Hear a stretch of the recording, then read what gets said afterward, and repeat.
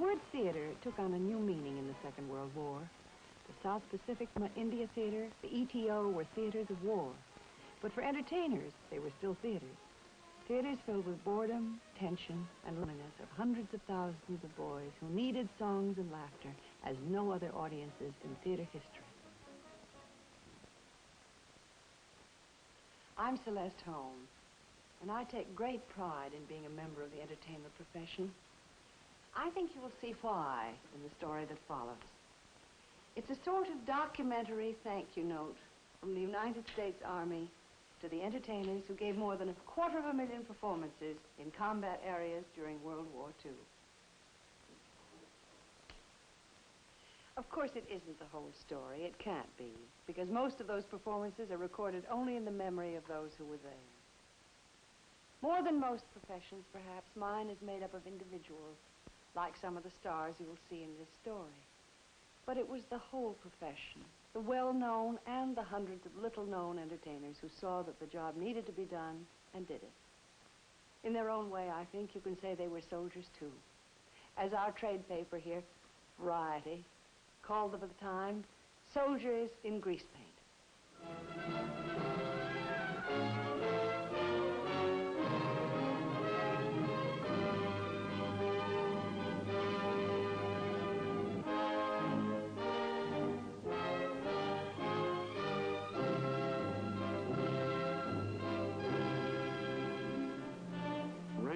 Mud, snow. They're pretty much the same anywhere. And before World War II was finished, there weren't many places in the world that American GIs hadn't seen. Places where we could hardly remember what it was like to be warm or dry, or not standing in line waiting for something, not fighting boredom or the weather, or an enemy that fought back. Sure, there were doctors, but like one medic said, the only thing that can relax a body as taut as these bodies is a tub of hot water or a good belly laugh. And we can't get the hot water. You like some tea? Did you get some tea?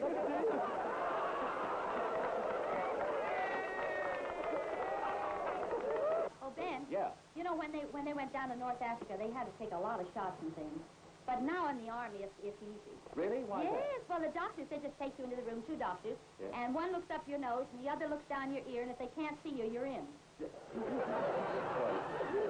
not the way I heard it. All they do now, a doctor looks in each ear, and if they can't see each other, you're in.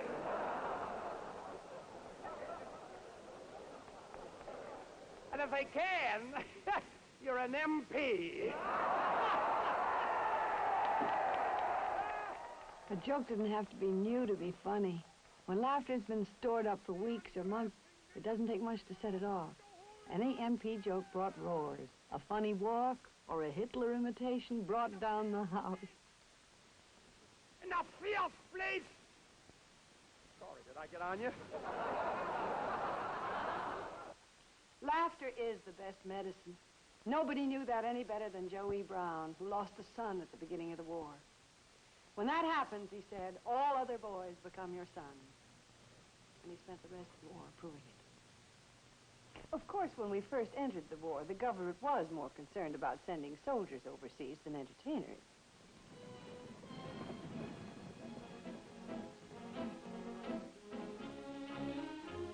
So the entertainment profession pitched in at home. They made one-night stands from coast to coast, selling millions of dollars worth of war bonds. They performed at service canteens, army posts, and hundreds of training camps all over the country. They gave their time and talent from the start. And before World War II was over, more than one soldier would have Hollywood blood flowing in his veins.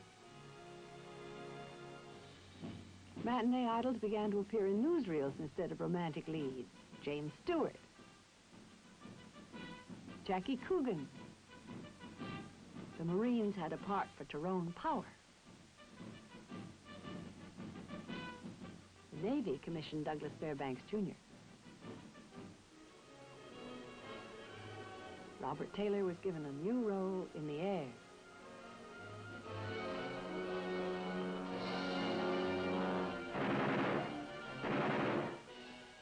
Clark Gable.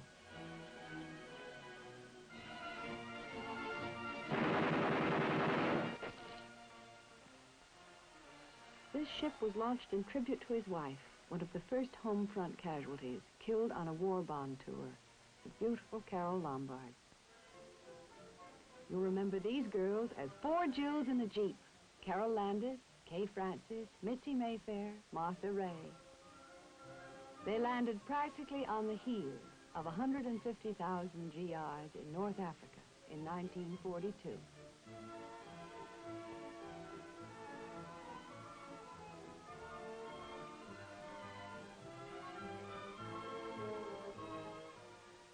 The fathers of some of these boys had probably heard Al Jolson sing Mammy overseas in World War I. With him on this 40,000-mile trip in 1943 was Merle Oberon. She'd been one of the first of more than 600 performers who went overseas in our first 2 years of war. Entertainers like Patricia Morrison.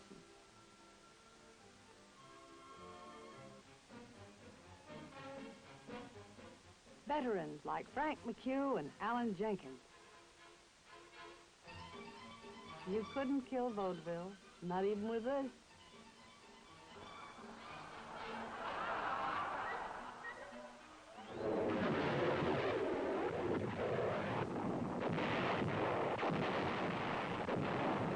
New Guinea,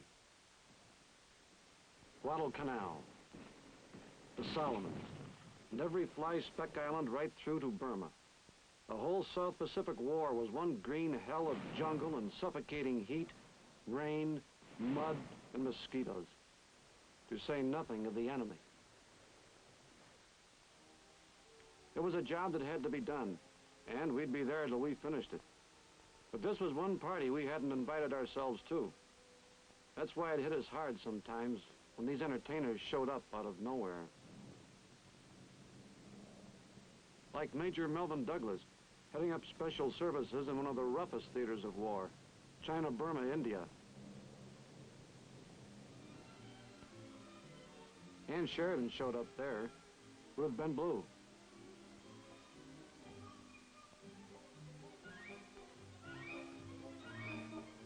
You'd ask, what were they doing here?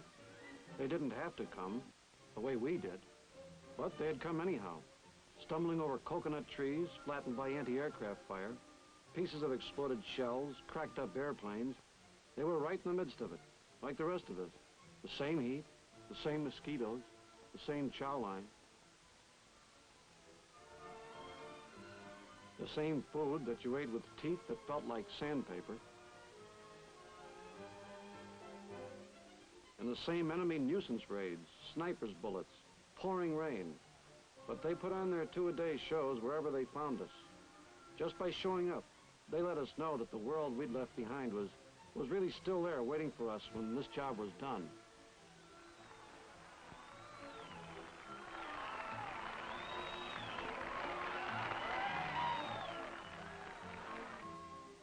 Altogether, there was enough combat for 20 wars.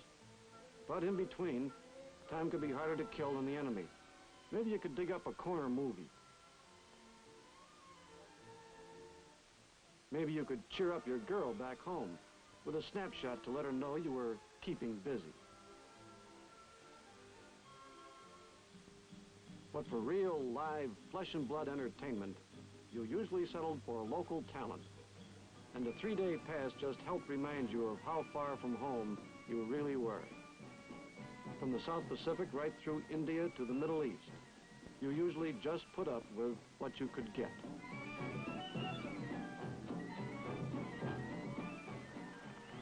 That's why, as audiences, these boys made it worth anything.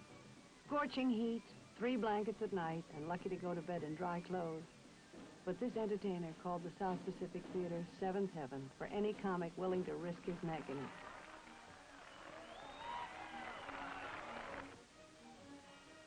Well, this one agreed.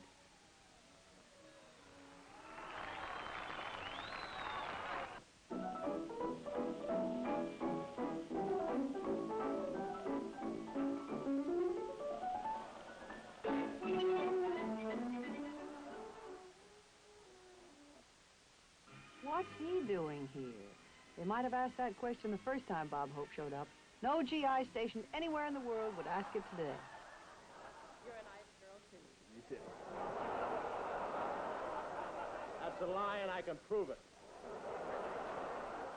Well, it was here yesterday. I've been robbed.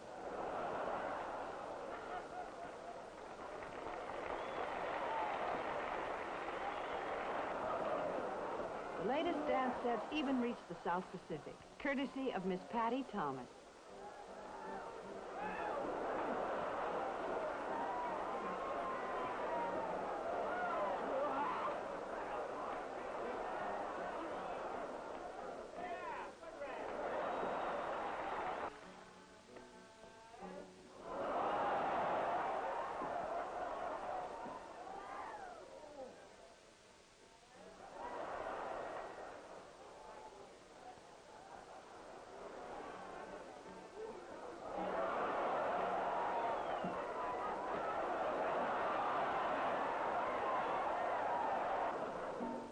How about Mr. Jerry Colonna, right here? Oh, thanks all you men dressed in khaki. You may think that I'm a bit wacky. Why don't you get back in the sacky? There's room for two. Your nose and you.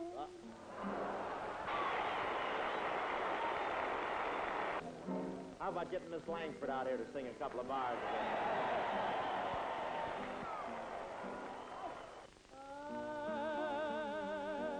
I'll be seeing you in every lovely summer day. In the ETO in Northern Europe, some of us in the infantry thought we'd never get enough sleep again. And even when things let up, you could feel pretty low.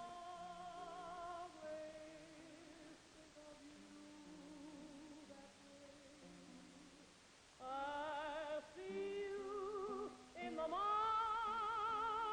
sun, and when the night is new. No, it was no sightseeing trip. War makes every place look the same.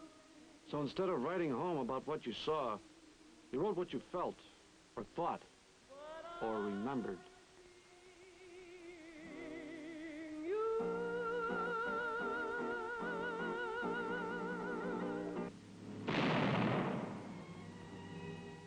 Even on the Fifth Army front in Italy, sometimes everything stopped but the weather.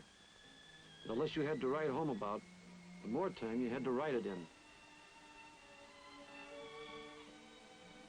With a little luck, of course, you might get a rodeo going in an Anzio farmyard.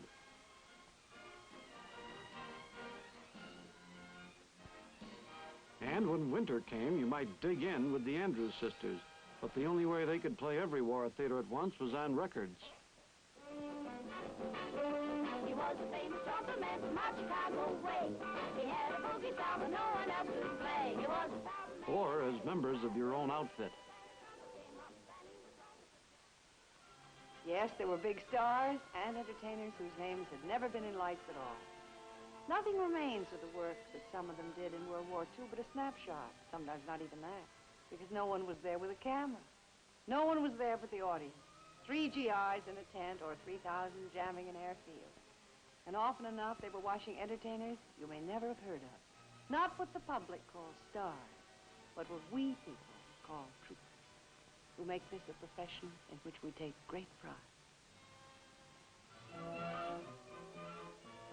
In World War II, they played the weeds and the thistle patches. They entertained anywhere, no matter how rough things got. They played for months at a time, giving as many as 6 performances a day, wherever they were booked. And then they looked for places they weren't booked, to entertain there. Some were overseas for a year and more. Some were injured. And like a lot of the GIs they played for, some of these soldiers in grease paint never came back. Now, come on, Kansas.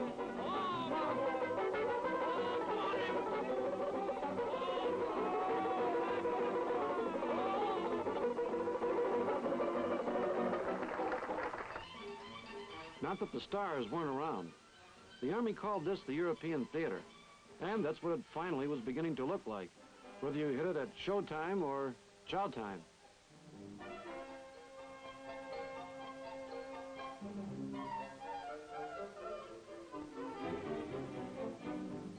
Raymond Massey sampled the GI soup pail. The cast of Information Please followed up at the sink. The ETO was one theater we didn't leave when the show was over. It was a theater we woke up in, ate in, played in, and slept in. On the Foxhole circuit, Mitzi Mayfair and Jane Pickens found little room for backstage visitors. But on stage was Catherine Cornell and a dozen plays and musicals. Panama Hattie, Charlie's Aunt, My Sister Eileen. You were never certain of your destination. Going on tour in the South Pacific, you're prepared for anything. Who said Gertrude Lawrence couldn't slay an audience? You ready? What do you want?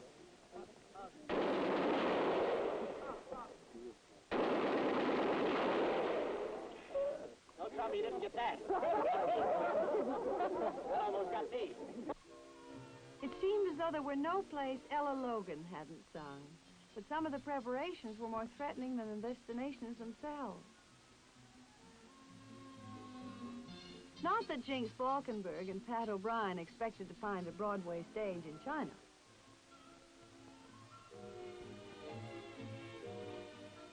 And there was so much rain in the South Pacific, Gary Cooper brought a tarpaulin to keep his act from washing away. In other theaters, any place you could drive a truck, you could collect an audience at the drop of a tailgate. When your act got too near the battlefront to risk floodlights at night, you went on at 9 a.m. and played all day. There were no ushers because most audiences brought their own seats, and the CBI Theater was really off-Broadway, especially up to within 4 miles of the battlefront with Paulette Goddard and William Gargan.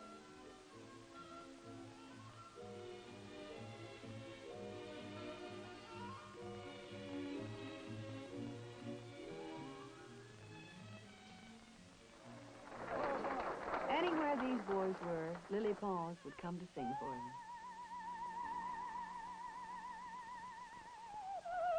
From China to the Persian Gulf Command to a concert hall in Germany.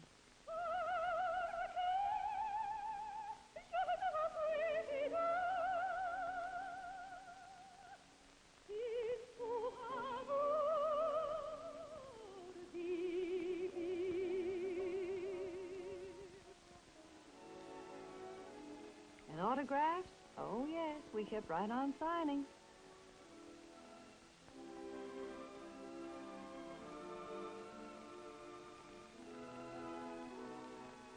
But as Bob Hope once said, they thanked us and asked us for our autographs. It was silly. We should have thanked them and asked for theirs.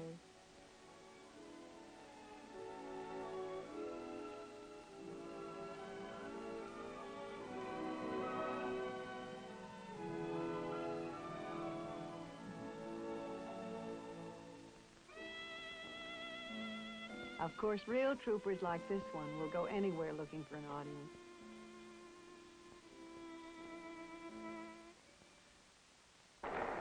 And he could always find one in the South Pacific.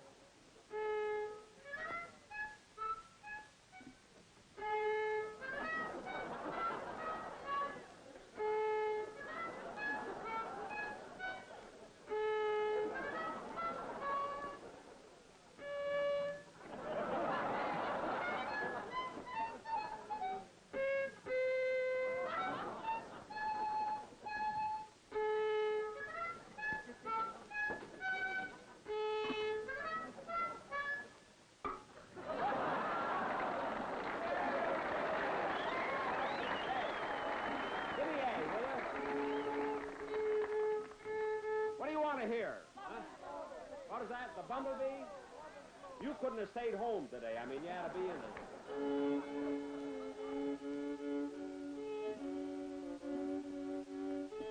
Great working with Larry, though. I'm not kidding. No, really, he's a great... The only trouble is on this trip, a lot of times we have to room together, you know, and share the same cot.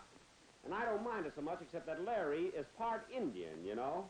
And every time he goes to the latrine, he takes the blanket with him. I mean...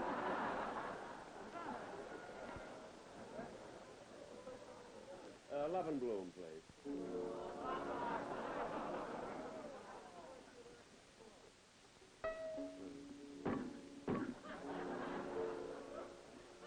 I like those orchestra leaders. You'd always start out like this. Looks like you're asking a horse how old he is. Wait a minute, just 1 second. I want to... Huh? Huh? Get this, wait a minute. Oh, God, that's beautiful. Ready?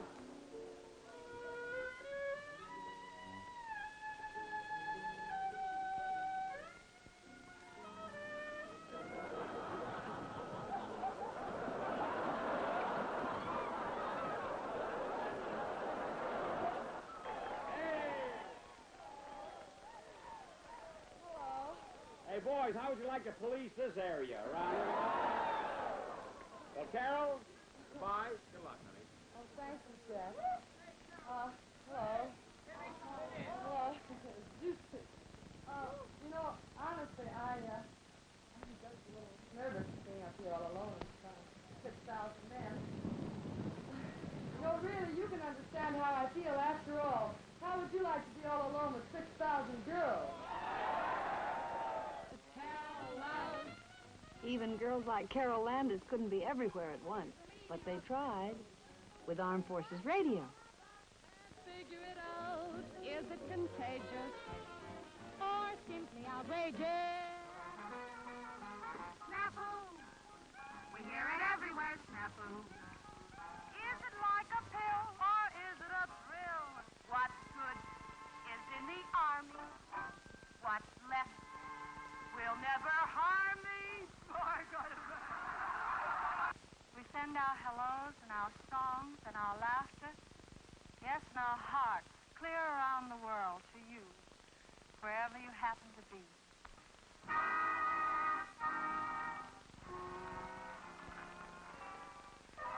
Someday he'll come along, the man I love, and he'll be big and strong, the man I love.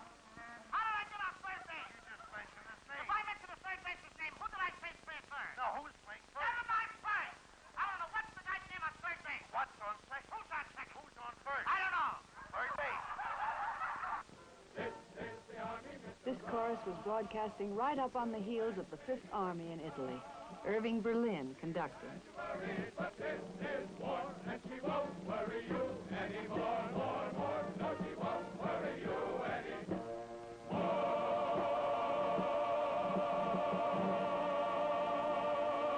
Here she is, lovely Miss Dietrich. Hello, boys. I want to say that sharing this entertainment with you today is to me more important than doing the entertaining. If morale is kept as high, such as I've seen during my visit here in Italy, I'm certain that we can look forward to a speedy victory. Goodbye, good luck, Godspeed. Marlene Dietrich is always someone to write home about. And every day that World War II lasted, there were more boys who suddenly had little else to do but write letters home and wait for letters to come. Hospitals were filled as no war in history had filled them. Still, more came, more boys wounded in places neither doctors nor drugs could reach.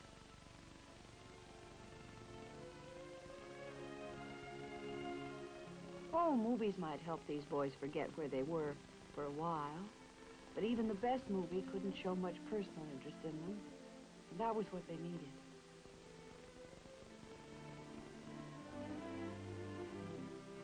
These hospital visits were the toughest engagements any performer had ever played, but the bravery of those boys was contagious. Maybe this wasn't a time for laughs, but no matter how banged up your body was, if you could laugh, your mind inside was still okay. And they knew that was what really counted. Seeing all this equipment here, I should have brought my mother-in-law up. She hurt her back last night. She came running downstairs and she slipped and fell, you know. She keeps forgetting that chain don't reach to the living room. Sure, there were times when nothing cheered you up. when even first-hand sympathy from some movie star you knew as well as a member of your own family just wouldn't take your mind off things.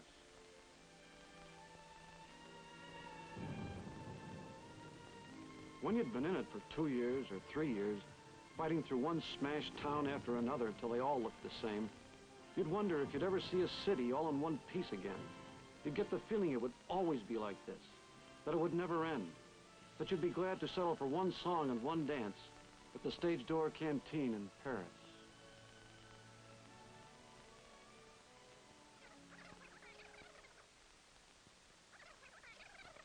Oh, see what the boys in the back room will have. Tell them I'm having the same.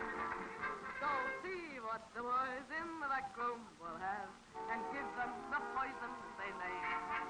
And when I die, don't spend my money on flowers in my picture in a frame.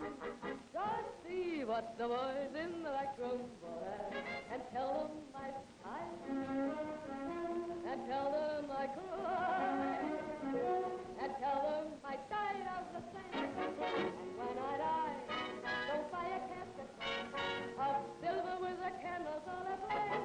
Just see what the boys in the back room will have, and tell them I sigh, and tell them I cry, and tell them I died of the same. And when I die, don't pay the preacher for speaking of my glory and my fame. Just see what. At last it was over. In Europe, then in the Pacific, World War II was finished. The big job was done.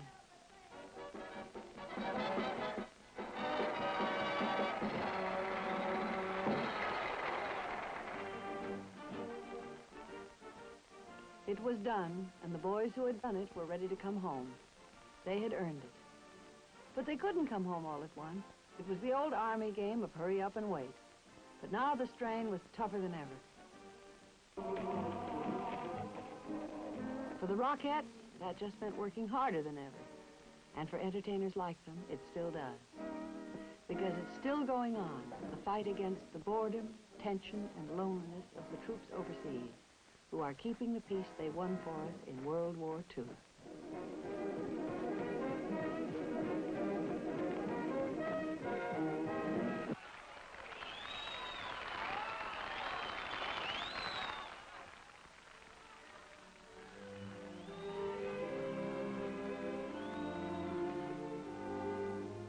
To tell the whole story of these soldiers in grease paint would take us through Korea right up to the present.